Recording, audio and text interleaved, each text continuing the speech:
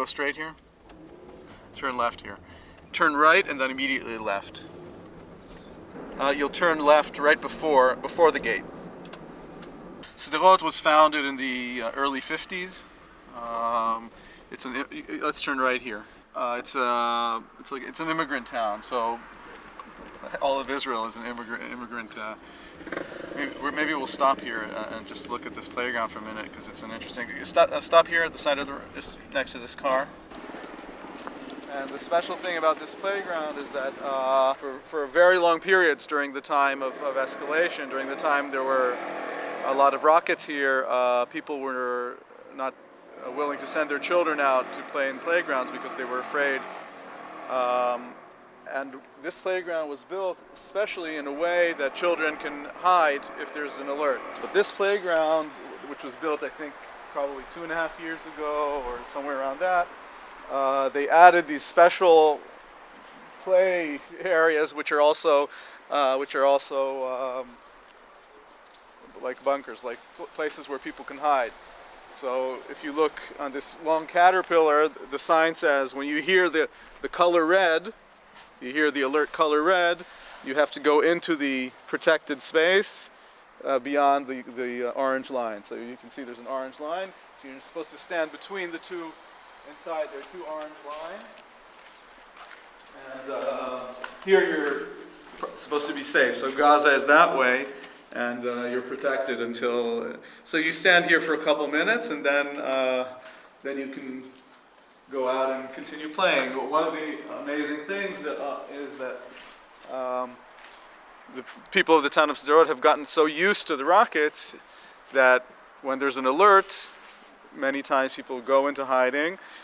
Then when 2 minutes later, they go back and just continue whatever they were doing before. Recently, the region is starting to get a little more. It's heating up again, and there's been a lot of activity, mostly between soldiers and militants on the Gazan side. And of course, Israel's also been initiating part of what is happening through incursions, through bombings inside of Gaza. But that's been happening all the time. It's always, the chicken and the egg who starts. So there's always something to shoot back against. Every single home in Sderot has to have a safe room. So Sderot is probably the most shielded town on earth. Just keep going straight at the top of the hill here, you turn left. So let's see, get a good view of Gaza. That's an army base over there, which is one of the bases that are right nearby the Gaza border. There's a shooting range here, so if you hear gunshots, then it's not because we're being shot at, but because somebody's practicing. And Gaza is right in front of us. Everything you see right over here is Gaza, so this is how close it is. Over there is Sderot, and then Gaza right over here. So the distance and the border goes all along here. So when I talk about Sderot, in many ways I call it a traumatized city. I'm always on alert.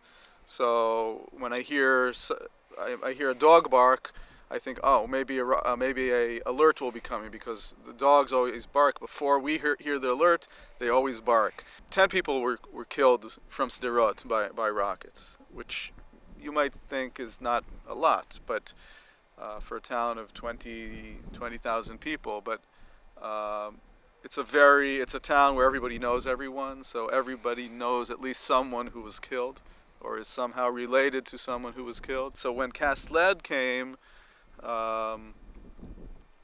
people were actually, in a way, very happy that it was happening. I don't think because they were happy that people in Gaza were being killed, but there was a feeling in Sderot that finally somebody is taking care of us. For many years, people of Sderot felt neglected, felt that nobody cares about them, that nothing is being done.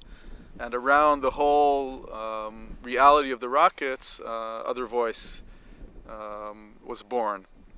And Other Voice is a organization that is trying to see the reality of this conflict not only as a conflict between governments but rather a conflict that is influencing the people directly. You can hear the mosques right now. You hear that?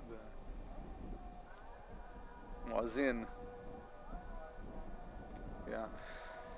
So Other Voice has been trying to,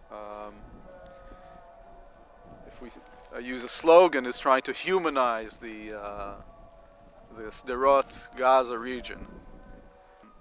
It's very difficult because the Gaza is shut down. So even though we want to meet and we want to try and plan things together and do things together, it's almost impossible. This is a memorial site for a soldier that was killed in a very, very tragic helicopter accident. I think it was in 1997. And his parents built this wind chimes. And someone told me, I never asked them, that they put it up there as a symbol of peace. And that's why it's facing Gaza.